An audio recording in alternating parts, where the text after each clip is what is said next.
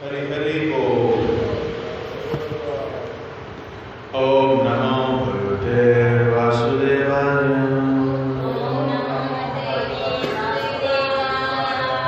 ओम नमो भगवते वासुदेवाय। ओम नमो भगवते वासुदेवाय।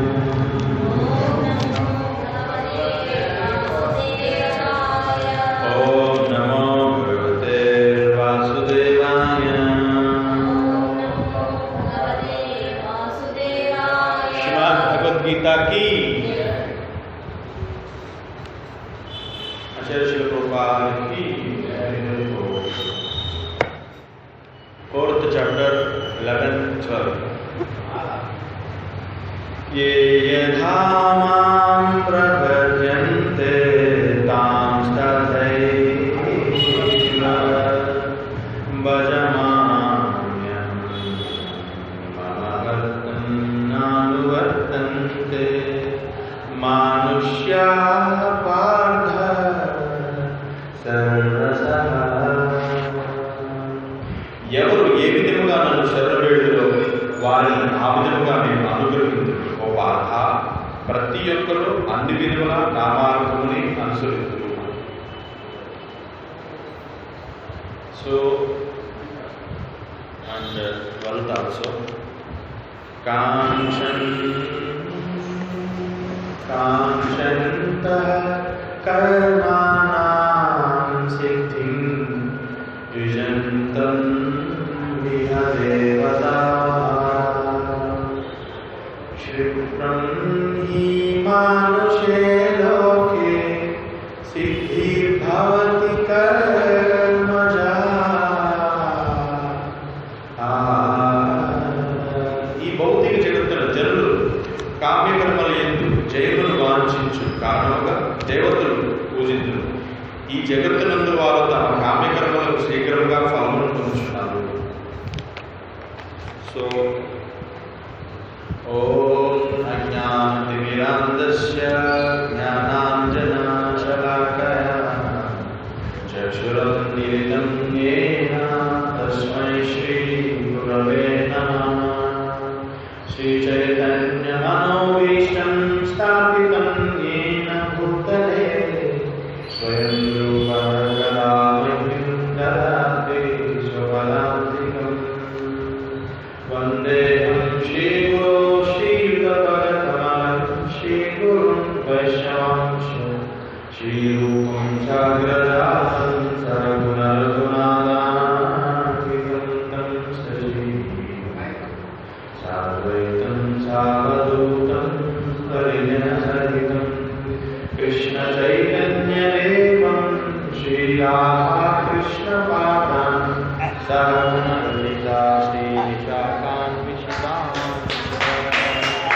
నమో ఓం విష్ణుపాదాయ కృష్ణ ప్రేష్టాయ భూతలే శ్రీమతే భక్తివేదాంత స్వామిని నామినే. నమస్తే సరస్వతీ దేవి.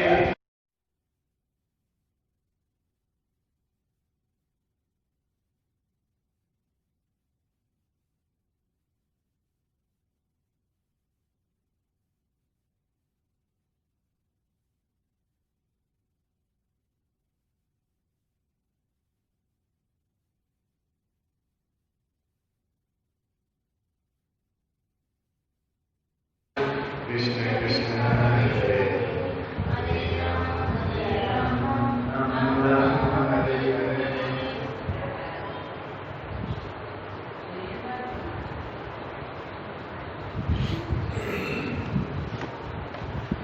సో నా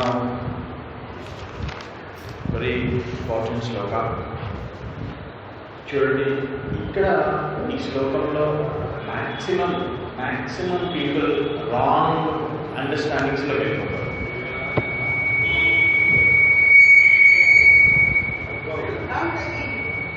సో ఇక్కడ ఏం చెప్తారంటే, ఎవరు ఏ విధముగా నన్ను శరణు వేడుదురో వారిని ఆ విధముగా నేను అనుగ్రహిస్తాను. అంటే దీన్ని ఏమనుకుంటారంటే మెటీరియల్ పీపుల్ కొంచెం తగ్గించండి, చాలా కొంచెం. Okay okay, Hare Krishna. Okay, ఇక్కడ ఏమనుకుంటారంటే మ్యాక్సిమం మెటీరియల్ కాన్షియస్ ఉన్న పీపుల్, అంటే భౌతికంగా ఉండేవాళ్ళు, భౌతికమైన భావనలతో కూడుకునేటువంటి భక్తులుగా పరిగణింపబడటానికి ప్రయాసపడుతున్నటువంటి వ్యక్తులు ఏమని భావిస్తారు అంటే, ఎవరు అంటే దాన్ని ఏమంటారంటే, దానికి వేరే చెప్పాలంటే, ఎంతందు ఎదిగినా అంతందే కలవాడు అనేది ఉంటుంది కదా, దాన్ని ఆలోచిస్తాడు. దాన్ని ఎలా అంటారంటే, నేను వినాయకుల్లో చూస్తాను, నేనేమో లేకపోతే దేవతల్లో చూస్తాను, శివుల్లో చూస్తాను, లేదా బ్రహ్మలో చూస్తాను అని ఒక డిఫరెన్స్ తెలియకుండా బిహేవ్ చేస్తుంటారు. దానివల్ల వాళ్ళు ఏమనుకుంటారంటే డెమిగాడ్స్ని, భగవంతుని ఒకే రకమైన భావనలో వాళ్ళు ప్రేయర్ చేస్తుంటారు. దానివల్ల వచ్చే ప్రాబ్లం ఏంటంటే, భగవంతుడు ఏం చెప్తారంటే ఇక్కడ, ఎవరు నన్ను ఏ విధముగా నన్ను శరణు వేడతాడో వారిని ఆ విధంగా నేను అనుగ్రహించాను అంటే, దీని అర్థం ఏంటంటే భగవంతుడితో డైరెక్ట్గా పెట్టుకునేటువంటి సంబంధం వేరే, భగవంతుడి యొక్క అంశాలతో పెట్టుకునేటువంటి సంబంధం వేరే, డిఫరెన్స్ ఉండేది. దీన్ని చాలామంది మిస్గైడ్ చేసుకుంటారు వాళ్ళకి వాళ్ళే. అంటే ఎవరైనా ఒకడే కదా, ఎలా అవుతారు? వాచ్మెన్ వానరు ఒకరు అవుతారా? సర్వెంట్ బాస్ ఒకడవుతాడా? Never. Servant is servant, boss is boss. Servant ఇంటికి వెళ్ళిన తర్వాత ఆయన వెళ్ళి బాస్ అవ్వచ్చు, కానీ సెపరేట్. అదే అంటే ఇక్కడ ఏమని భగవంతునికి ఇంటెన్షన్ ఏంటంటే, ఈ పర్పుట్లో సారాంశం ఏంటంటే, ఎవరు ఏ విధముగా నన్ను శరణు వేడుదురో వారిని ఆ విధంగా నేను వాళ్ళని అనుగ్రహిస్తాను అంటే, what is the mean? Hare Krishna Prabhu, please come. నేను ఈ పర్పుట్ చదువుతున్నప్పుడు ఎక్స్పెషల్లీ ఫస్ట్ నేను, మీ పేరు చైతన్య, కూర్చోండి, మీరే గుర్తుకొచ్చారు, చైతన్య ఈయనే గుర్తుకొచ్చారు. ఈ 2 పర్పుట్స్ చదువుతున్నాను. సార్ చైతన్య గారు వినండి, బాగా అర్థం చేసుకోండి. మీరు అడిగిన క్వశ్చన్కి కంప్లీట్గా ఒక హాఫ్ అన్ అవర్ క్లాస్ ఇస్తాను, క్లియర్గా వినండి, మీకు అర్థం. భగవంతుడి యొక్క అంశాలు వేరే, భగవంతుడి నుంచి ఆవిర్భవించినటువంటి అంశాలు అంటే తన చేతుల ద్వారా, కాళ్ళ ద్వారా, లేకపోతే ఐ ద్వారా, అట్లా వేరు. భగవంతుడే మేనిఫెస్ట్ అవ్వడం లేదు, డిఫరెన్స్ ఉంది. అంటే భగవంతుడు అంశులుగా భావించేటువంటి దేవతలు ఎవరైతే ఉన్నారో, సర్వెంట్స్, భగవంతుడి యొక్క సర్వెంట్స్, వాళ్ళు భగవంతుడు డిఫరెన్స్ ఉంది. మరి భగవంతుడే సాక్షాత్తు అవతరిస్తారు, భగవంతుడే తాను మేనిఫెస్ట్ అవుతారు. అంటే నరసింహస్వామిగా వామన అవుతారు, ఆయన మేనిఫెస్ట్ అవుతారు. దానికి ఆయన యొక్క అంశాలకి డిఫరెన్స్ ఉంది. ఇక్కడ ఏం చెప్తారంటే క్లియర్గా భగవంతుడు ఈ పర్పుట్లో 4th చాప్టర్ మీరు 10, 11 ఈ 2 శ్లోకాలు చదివితే మీకు క్లియర్గా అర్థమవుతుంది. ఎవరు ఏ విధంగా నన్ను శరణు వేడతారో వారిని ఆ విధంగా నేను అనుగ్రహిస్తానని చెప్తారు. ఈ కన్సెప్షన్ తీసుకుని మాయావాదులు ఎవరైతే ఉన్నారో, మాయావాదులు అంటే ఎవరైతే భౌతికంగా కృష్ణాన్ని ఐడెంటిఫై చేయరో, కృష్ణ యొక్క నిజధామ ఎవరైతే వాళ్ళకి అర్థం కాదో, కృష్ణ యొక్క కాన్షియస్ అంటే వాళ్ళకి తెలియదో, ఆ పీపుల్ అందరూ ఏమనుకుంటారంటే దీన్ని మిస్గైడ్ చేసుకుంటారు వాళ్ళలో వాళ్ళే. భగవంతుడు అంటే వినాయక స్వామి, శివుడు, బ్రహ్మ, నరనారాయణులు అందరూ ఒకటే కదా. ఇక్కడ క్లియర్గా ఏం చెప్తారంటే, భగవంతుడు అంటే శ్రీకృష్ణుడు సంపూర్ణ అనుభూతిని పొందగలుగుతారు అనగా ప్రతి ఒక్కరు శ్రీకృష్ణ అనుభూతిని విషయమై. అంటే ఈ పర్పుట్లో క్లియర్గా భగవంతుడు ఏం చెప్తారంటే, నేను మేనిఫెస్ట్ అయింది నేను, నా యొక్క సర్వెంట్స్ వేరు, నేను వాళ్ళకి కొన్ని డ్యూటీస్ ఇస్తాను.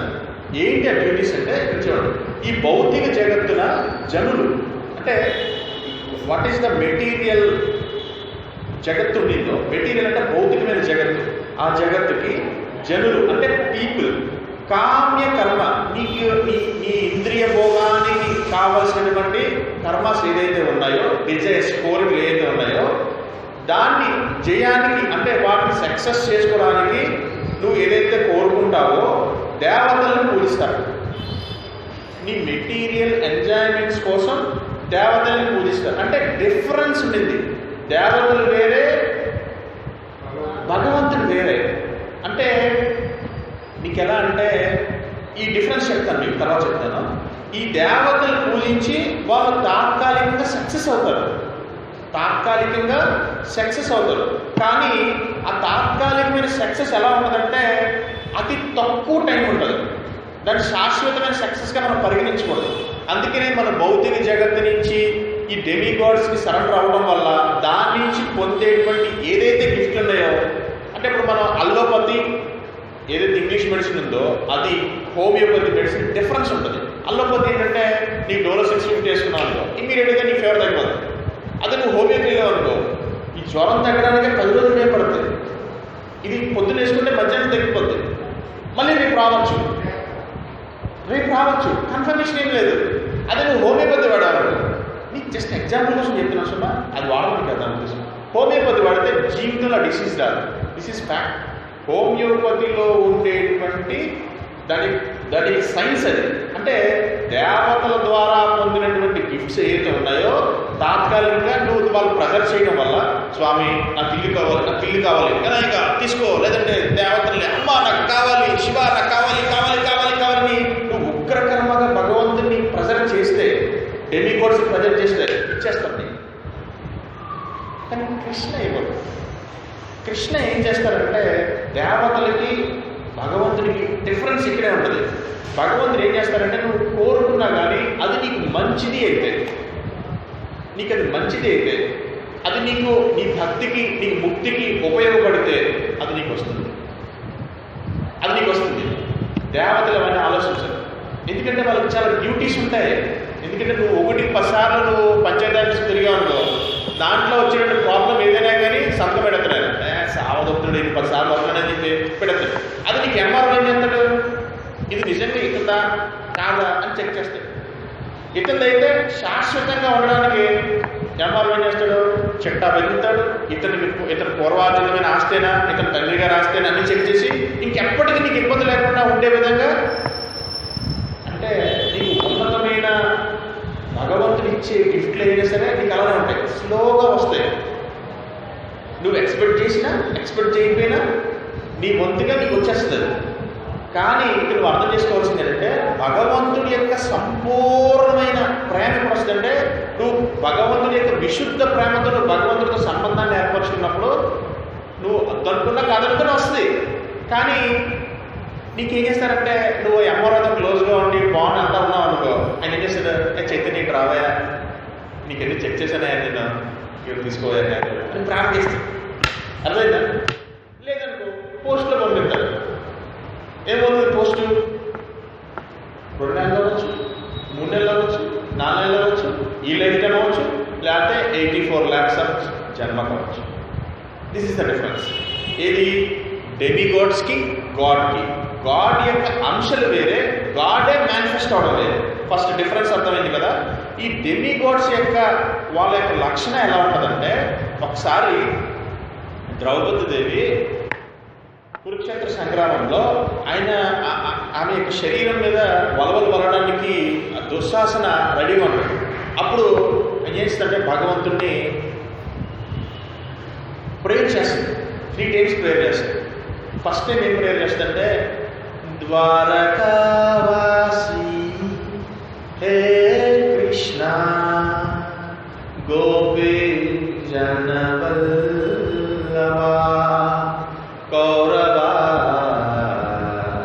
కౌరవులందరూ నన్ను అవమాన పాలు చేస్తున్నారని చెప్పి ప్రేయర్ చేస్తుంది. చేసినప్పుడు భగవంతుడు రాను, ద్వారకిం హే కృష్ణ, ద్వారకాధీశుడు కానీ ఒక బౌండరీ వేసింది. నేను ద్వారకాలో నేను ఉన్నాను నీ భావంలో. హస్తినాపురం రావడానికి 10 నిమిషాలు టైం పడుతుంది కాబట్టి 10 నిమిషాలు టైం పట్టింది. మళ్ళీ వెంటనే సమయం తగ్గిపోయేవాడికి హే కృష్ణ విశ్వవ్యాప్తే మళ్ళీ ఇటు పెట్టింది. ఈ విశ్వానికి సంబంధించిన వాడికి కృష్ణ ప్లీజ్ సేవ్ మీ అని. హే అనంత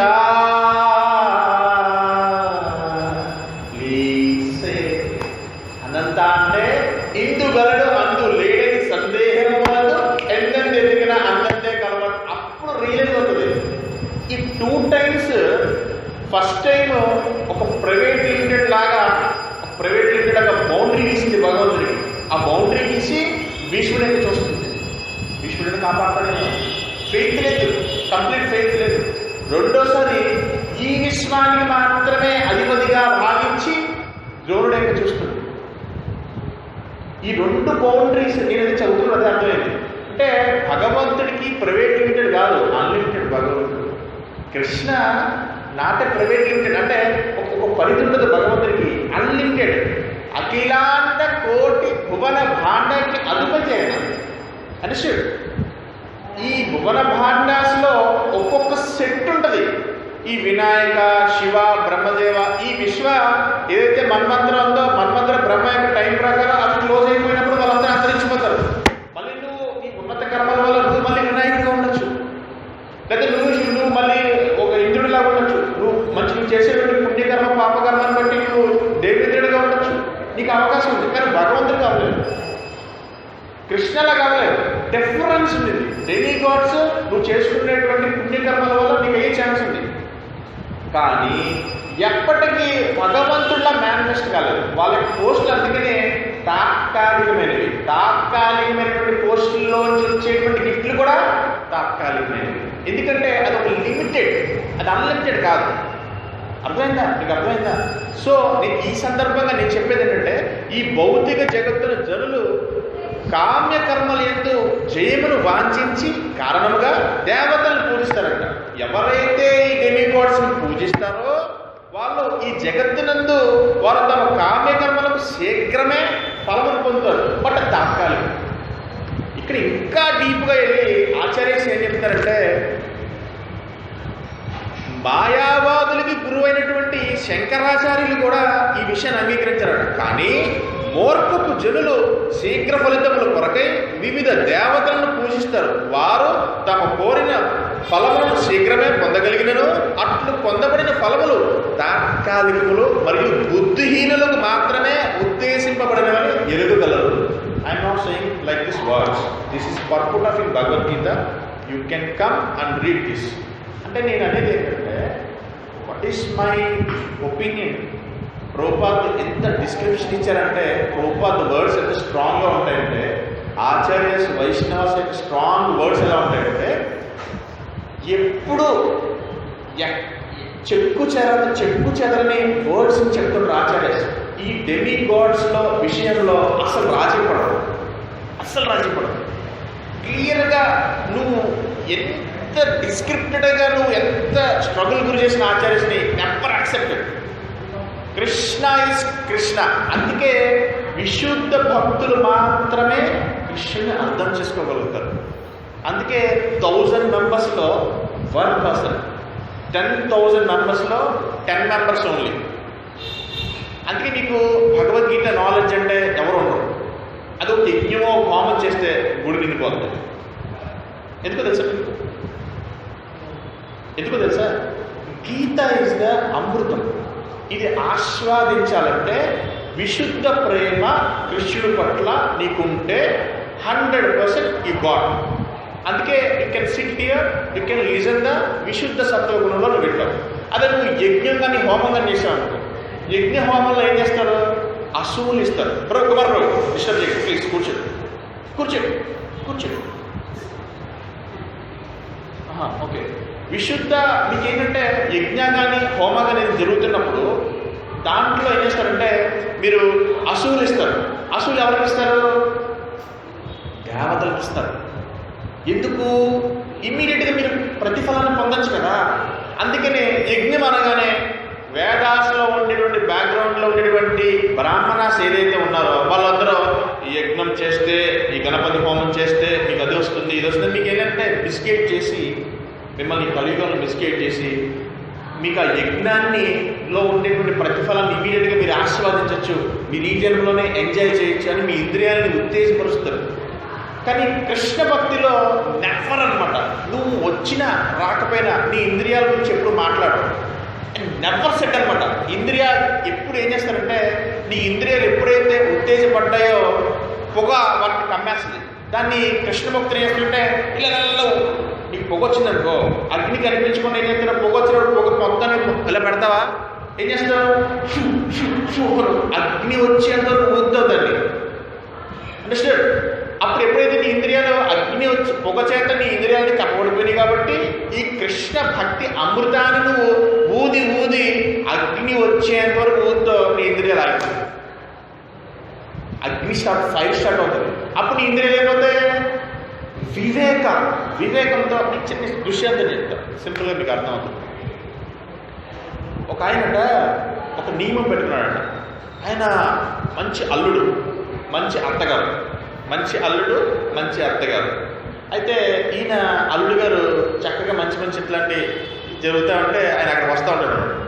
ఈయన ఇవన్నీ పెట్టాడు. చక్కగా విని ఏం చేస్తాడంటే, సరే ఏదో బాగుంది, మనం కూడా కొన్ని నియమాలు పెట్టుకోవాలి.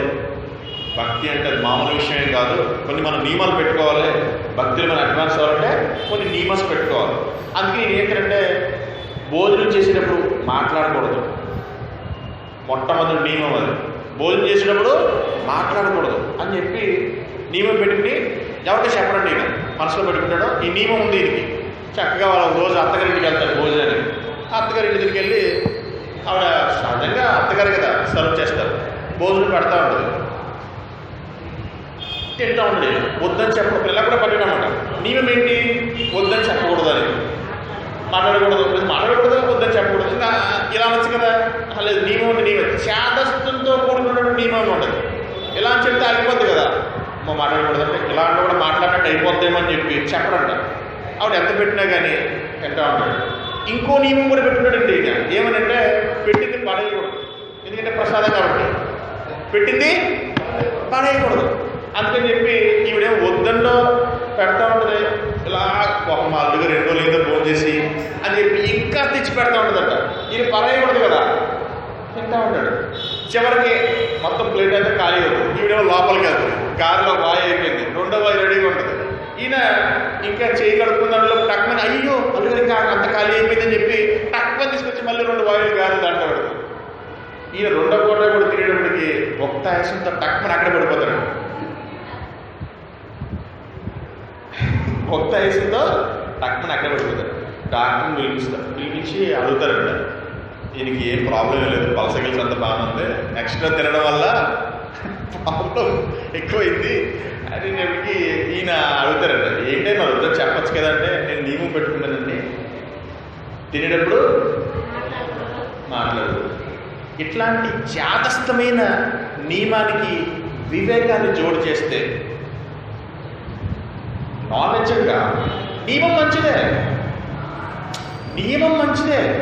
ఇప్పుడు హరే కృష్ణ జపం చేస్తాడు, నేను క్లాస్లో జపం చేయొద్దని చెప్తాను. అలా నేను జపం చేయొద్దని కాదు నా ఉద్దేశం.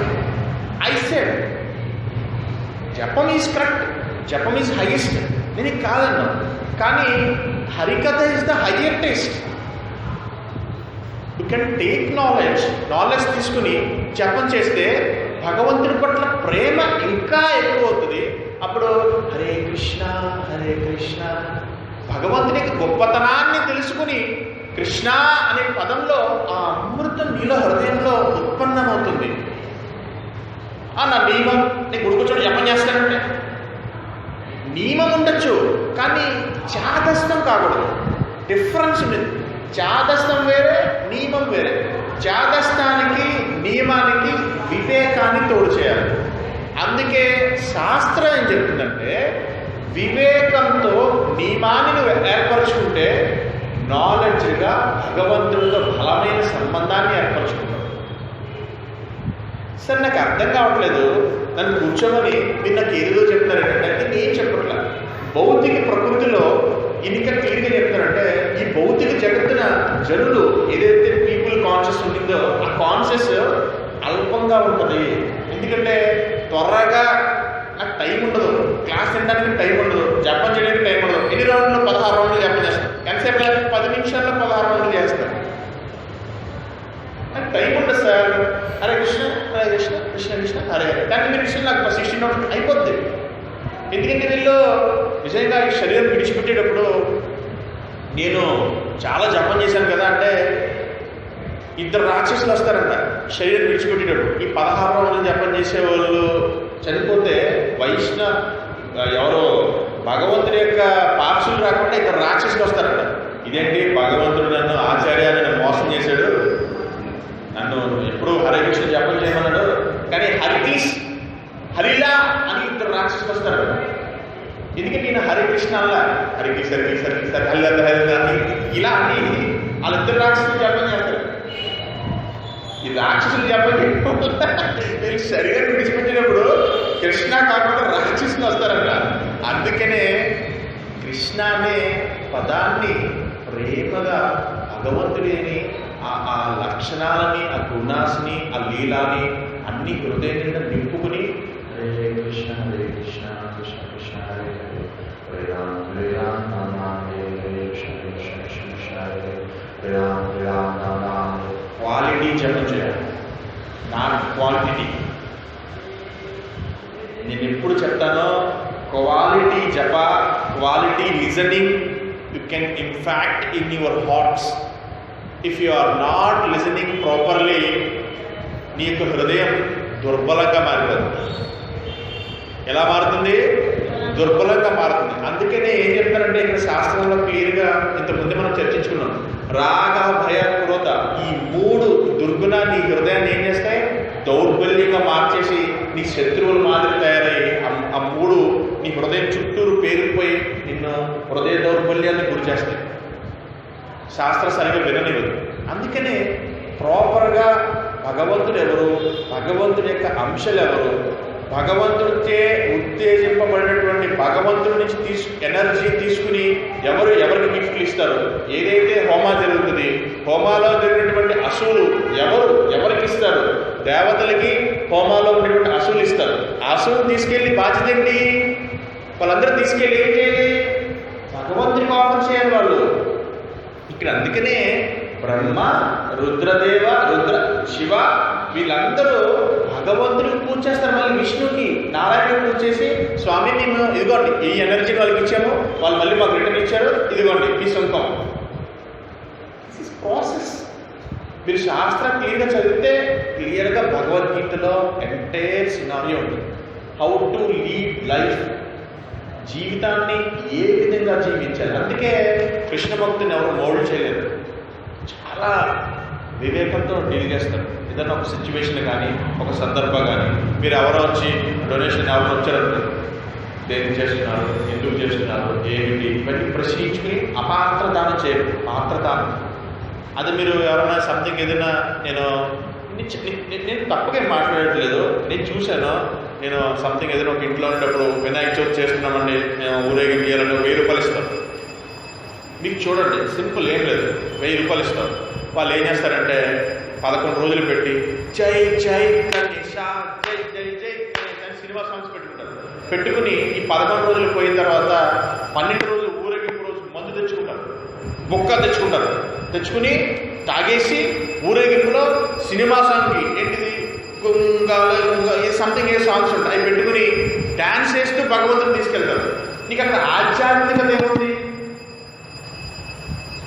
నీకు దాంట్లో స్పిరిచువల్గా నీకు ఎక్కడెక్కడ ఉన్నావు, అది నీకు ఒక హరే కృష్ణ సంకీర్తన జరిగిందనుకో, ఊరికే మనం రోజు భగవంతుని చూస్తూ మనం సంకీర్తన చేస్తాం. అక్కడ నీ మూడ్ చూడండి, మనము డ్యాన్స్ చేస్తాం, వాళ్ళు డ్యాన్స్ చేస్తారు, మనము నాట్యం చేస్తాం. నీ భావన ఎలా ఉంది? ఇంకో దృశ్యంతో కూడా చెప్తాను. ఒకసారి ఒక మంచి మెటర్నిటీ హాస్పిటల్ ఉంది. మంచి మెటర్నిటీ హాస్పిటల్ అంటే చక్కగా మంచి కాన్పులు, రోజు 55-60 కాన్పులు తిరుగుతాయి. అక్కడ దాంట్లో ఒక 60 బెడ్స్ ఉన్నాయండి ఆ మెటర్నిటీ హాస్పిటల్లో. అయితే ప్రతిరోజు స్త్రీమూర్తులు వస్తారు, పిల్లల్ని కంటారు, చక్కగా ఒక 55-60 మంది పిల్లల్ని కంటారు, వెళ్ళిపోతారు. ఒకరోజు ఒక తల్లిగారికి ప్రసవం జరిగితే బిడ్డ మంచిగా ఆనందంగా పుట్టాడు. తల్లి సహజంగా ఫీడింగ్ ఇస్తారు కదా, బాబుకి పాలు ఇస్తారు. అయితే ఆ తల్లికి 3 రోజులే పాలు వచ్చాడు, తర్వాత రాలేదండి. ఆమె బాబుని తీసుకెళ్ళి డాక్టర్ గారు, ఆమె కూడా లేడీ డాక్టరే, అమ్మగారు పాలు రావట్లేదు ఇట్లా ఉండింది అని చెప్పంటే నర్సుని పిలుస్తుందట. ఇప్పుడు ఇంకేం చేయలేము, పాలు రావడం మనం ఏం చేస్తాము అని నర్సుని పిలిచి ఇంకేదో ఉపాయం చేస్తారని చెప్పి నర్సుని పిలిచి, అమ్మాయి బాబుకి కొన్ని రోజులు ఇవ్వాలి కదా, నువ్వు ఈ తల్లి అని చెప్పి నర్సుని రిక్వెస్ట్ చేస్తాడు. సరే అమ్మగారు అని చెప్పి నర్సు గారు పాలు వస్తాయి, సరే అని చెప్పి నర్సు గారు ఇంకొక 5-6 రోజులు కంటిన్యూ చేస్తారు. కంటిన్యూ చేసేటప్పటికి ఒకరోజు 3 రోజులు వస్తుంది, 4వ రోజు ఈ పిల్లవాడు చెయ్యి ఎలా ఉంటుంది, మళ్ళీ ఈ పిల్లవాడు తీసుకుని వెళ్ళి ఎలా ఉంటుంది, ఇలా పెట్టుకుని పిల్లవాడు ఇలా పట్టుకుని ముడిసిపోతాడు చెయ్యి గట్టిగా. వీడికి ఏట్రా బాబు అని చెప్పి తల్లి కంగారు సహజంగా పిల్లలంటే భయంగా ఉంటుంది కదా, కంగారు పడిపోయి మళ్ళీ డాక్టర్ గారు లేదు, అమ్మ మీరు ఏదో డాక్టర్ ఏమన్నారు, పాలు ఏమన్నారు, పిల్లవాడు చూసి ఇలా ముడిసిపెట్టుకు పోయింది, మీరు అసలు చూడంటే డాక్టర్ గారు అమ్మ పడుకోబెట్టి పిల్లవాడిని పడుకోబెట్టేసి ఆమె ఇన్స్ట్రుమెంట్స్ మొత్తం తెచ్చుకుంటారు. అసలు ఏమైంది, చేతికి ఏమైంది అని జస్ట్ ఇట్లా మూవ్మెంట్ చేస్తే ఏమీ లేదు బాగానే ఉంది అని చెప్పి చేతిలోని ఒక ఫోర్క్ లాగా పెట్టి ఒక ఫింగర్ అలా తీసి చేతిలో ఉంగరం ఉంటుందంట, చేతిలో ఉంగరం ఉంటుందంట. ఉంగరం చూసి ఆశ్చర్యపోతుంట. ఇంతకీ విషయం ఏంటంటే ఈయన పూర్వజన్మలో ఈయన పెద్ద దొంగ, పూర్వజన్మలో భయంకరమైన దొంగతనం. అయితే ఈ దొంగతనంలో తాళలేక ఆ గవర్నమెంట్ ఏం చేసిందంటే ఇతనికి ఉరిశిక్ష చేసేసింది, ఆయన చనిపోయాడు.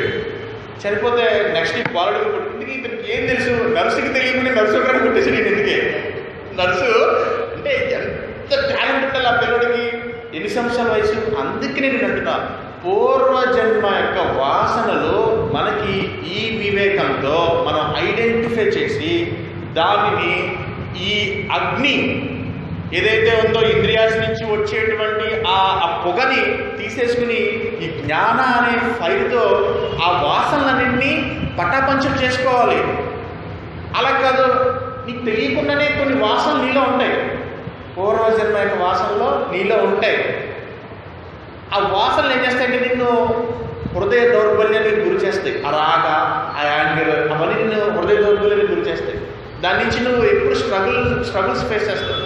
అందుకని నువ్వు వివేకవంతులు ఏం చేస్తాడంటే ఐడెంటిఫై చేస్తాడు. వెంటనే ఐడెంటిఫై చేసి నీలో ఉండేటువంటి స్ట్రెంగ్త్ ఏంటో తెలుసుకుంటావు, వీక్నెస్ ఏంటో తెలుసుకుంటావు, టాలెంట్తో, వివేకంతో, నాలెడ్జ్ తెలుసుకుంటావు. అది నువ్వు ఈగోకి వెళ్ళావనుకో ఏమవుతుంది, ఎవరికి నష్టం. అందుకే జీవితంలో సర్చ్ చాలా అవసరం. ప్రామాణికమైన గురువు ఎందుకు అవసరం అంటే, ప్రామాణికమైన గురువు మన జీవితంలో ప్రవేశించినప్పుడు నాలెడ్జ్గా మన యాక్షన్స్ ఉంటాయి. ఎప్పుడైతే నాలెడ్జ్గా నువ్వు స్టెప్స్ వేస్తున్నావో పక్కవాడు నువ్వు ఇద్దరు ఒకేసారి స్టార్ట్ చేస్తారు లైఫ్లో. వాడు పడిపోతాడు, కింద పడిపోతాడు, పతనాన్ని గురి చెప్తాడు, ఇంకా లేదంటే ఫాస్ట్గా వెళ్ళిపోవచ్చు. అర్థమైందా? నేను ఇద్దరం కలిసి ఫాస్ట్గా వెళ్ళొచ్చు, నాకంటే మీరు ముందు ఫాస్ట్గా వెళ్ళొచ్చు. కానీ మీరు వెళ్ళే ఫాస్ట్కి కింద స్పీడ్ బ్రేకర్ కారు కింద తగిలేసి కింద సంపు ఉంటుంది కదా, ఆయిల్ సంపు, ఆయిల్ మొత్తం కారిపోతాడు ఆయిల్. నేను స్లోగా వెళ్ళడం వల్ల నేను స్లోగా వెళ్ళచ్చు, కానీ ఐఎమ్ రీచింగ్ మై కృష్ణాస్ ధామ. అందుకనే మనకి తాత్కాలికమైనవి వద్దు.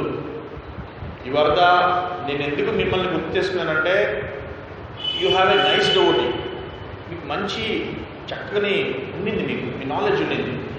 దాన్ని ఏం చేయాలంటే డెమిగాడ్స్ వైపు కాకుండా హూ ఈజ్ రియల్ గాడ్ అనే అండర్స్టాండింగ్తో మీరు ఆ భావనలో ఇంకా ఉత్పన్నం చేసుకుని భగవంతుడి పట్ల ఇంకా ప్రేమ అనుబంధాలను పెంచుకుని ఆ సంబంధంతో మీ యాక్షన్స్ ఉంటే మీ ఫాదర్ మదర్గా నేను ఎక్కువ హ్యాపీగా ఫీల్ అవుతాను. నాకు మనకి జస్ట్ 2-3 పరిచయాలు అంతే. మీకు ఎందుకు చెప్తానండి ఈ విషయాల్లో, మీకేం తెలియదని లేదంటే మీకు ఏదో నాలెడ్జ్ లేదని కాదు. నా ఉద్దేశాలు ఏంటంటే డిఫరెన్స్ తెలుసుకుని నేను కూడా రెస్పెక్ట్ చేస్తాను. డెమిగాడ్స్ అంటే నేనేమి వాళ్ళని అసహించుకోను, వినాయక అన్నీ అసహించుకోను, వాళ్ళు రెస్పెక్ట్ చేస్తాను. కానీ రీతి వేరే, సరెండర్ అయిపోయి లా పెట్టిను. డిఫరెన్స్ తెలుసుకుని రెస్పెక్ట్ చేస్తాను. రెస్పెక్ట్ వేరే, సరెండరింగ్ వేరే. అర్థమైంది మీకు? రెస్పెక్ట్ అంటే వాళ్ళు మళ్ళీ మనం తక్కువగా చూసి వాళ్ళు డిగ్రేడ్ చేయకూడదు, అది మళ్ళీ అపరాధాలకు గురవుతుంది. అందుకని రెస్పెక్ట్ చేయండి, బట్ సరెండర్ అవ్వండి. సరెండర్ అవ్వాల్సింది ఎవరికి? కృష్ణ కాన్షియస్ పీపుల్కి, కృష్ణ చైతన్యానికే మనం ఎప్పుడు సరెండర్ అవ్వాలి. అదే మనల్ని నిజమైన ముక్తి వైపు మనల్ని నడిపిస్తుంది. మనకి వచ్చేటువంటిది ఏదైనా కానీ, భగవంతుడు మనకి ఇచ్చేది ఇంతైనా కానీ, కృష్ణ నాకు అంత అర్హత ఉండిందా, కృష్ణ మీరు నాకు ఇచ్చారు ఇంత అర్హత నాకు ఉండిందా అంటారు. అదే డెమిగాడ్స్ ఇచ్చి పొందింది నువ్వు ఎంత ఇచ్చినా కానీ నేను కారు అడిగితే BMW అడిగితే నాకు కారు ఇస్తావా, చిన్ని మాకు వద్దు పోవాలి. అదే కృష్ణ నీకు కారు బదులు బండిస్తే నాకు అర్హత ఉందా స్వామి, మీరు నాకు బండిస్తున్నారు, నాకు వద్దు స్వామి, ఎందుకు మీరు ఇలా చేస్తారు? ఈ హ్యూమిలిటీకి అందుకని నేను ధ్రువస్టోరీ చెప్పుకున్నాను. ధ్రువుడు ఎప్పుడైతే భగవంతుడు శంఖాన్ని తాకిస్తారో తనకి హెడ్కి, ఆయన దేంతో ఆయన స్టార్ట్ చేస్తాడు, ఆయన ఏం చేస్తాడంటే దేంతో స్టార్ట్ చేస్తాడు, దేంతో ఎండ్ చేస్తాడు. ఆయన స్టార్ట్ చేసింది ఒక డిజైర్తో, తన తండ్రి ఒళ్ళలో కూర్చోలేకపోయానో నేను రాజ్యం పాలన చేయాలో స్టార్ట్ చేస్తాడు. నిజంగా భగవంతుడు సాక్షాత్కరించిన తర్వాత నాకేమొద్దు అంటాడు, ఐ డోంట్ వాంట్ ఎనీథింగ్ అని. ఎందుకంటే నాలెడ్జ్కి పవర్ అది. నీకు కోరిక కామ చనిపోతుంది, నీ బాడీలో ఉండేటువంటి ఆ డిజైర్ జీరో అయిపోతుంది. డిజైర్ జీరో అయిపోయినప్పుడు నీ విశుద్ధ భక్తి ప్రేమ ఉత్పన్నమవుతుంది. విశుద్ధ భక్తి ఎప్పుడైతే పెరిగిందో, అంటే విశుద్ధ అంటే నువ్వు ఎట్లాంటి కోరికలు లేనటువంటి రాహించాలను ఉంటావు. అప్పుడు భగవంతుడితో సంబంధం చాలా స్ట్రాంగ్గా ఉంటుంది. ఫస్ట్ నీకు ప్రయారిటీ ఇస్తాడు. అందుకే అర్జున దుర్యోధన ఇద్దరు కాళ్ళ దగ్గర కూర్చుంటే, అర్జునుడు కాళ్ళ దగ్గర కూర్చున్నా కానీ నువ్వు చెప్పబోయా నీకేం కావాలని అడిగింది. దుర్యోధన తల దగ్గర కూర్చున్నా కానీ నువ్వు పక్కకుండు ముందు అర్జున నువ్వు ఏం కావాలి. భక్తుడు ఏం కోరుకుంటాడు, మీరే కావాలని కోరుకుంటాడు. అభక్తుడు ఏం కోరుకుంటాడు, మీ సైన్యం కావాలని. భక్తుడు అభక్తుడు భగవంతుడి యొక్క అంశాన్ని కోరుకుంటాడు. అభక్తుడు 10,000 నారాయణ సైన్యం కోరుకుంటాడు. నిరాయుధుడిగా ఉన్నటువంటి కృష్ణుని కోరుకోడు. భక్తుడు ఏం కోరుకుంటాడు, మీరు ఎక్కడుంటే అక్కడ మీ జీవన సంగతి తెలియదు. ఎందుకంటే నాలెడ్జ్ లేదు కదా. స్ట్రెంగ్త్ని చూస్తావు, క్వాంటిటీని చూస్తావు కదా. క్వాంటిటీని చూసినప్పుడు అందుకే భగవంతుడితో సంబంధాన్ని ఏర్పరచుకోవడం అంటే భగవంతుడు ఏ విధంగా, అంటే దీని మిస్కన్సెప్షన్ లేకుండా నేను విధంగా చెప్పేది ఏంటంటే, ఎవరు ఏ విధంగా నన్ను శరణు వేడుతారో వారిని ఆ విధంగా నేను అనుగ్రహిస్తానంటే దేవతల ద్వారానే కాదు నా ఉద్దేశం. భగవంతుడితో ఏర్పరచుకునేటువంటి సంబంధాన్ని భగవంతుడు ఏం చెప్తున్నారంటే, మీరున్నారు భగవంతుడితో కృష్ణ ఇస్ మై ఫ్రెండ్ అంటారు, కృష్ణ ఇస్ మై లవర్ అంటాను, Krishna is my spiritual master అంటారు, కృష్ణ ఇస్ మై ఫాదర్ అంటాడు అబ్బాయి, కృష్ణ ఇస్ మై సన్ అంటదామా, కృష్ణ ఇస్ మై ఫ్రెండ్ అంటే నేను. అంటే ఒక్కొక్కళ్ళు ఒక్కొక్క విధంగా భగవంతుడితో సంబంధాన్ని ఏర్పరచుకుంటారు. నేను వాళ్ళని ఆ విధంగా ఆ రసాన్ని వాళ్ళతో ఇస్తానండి.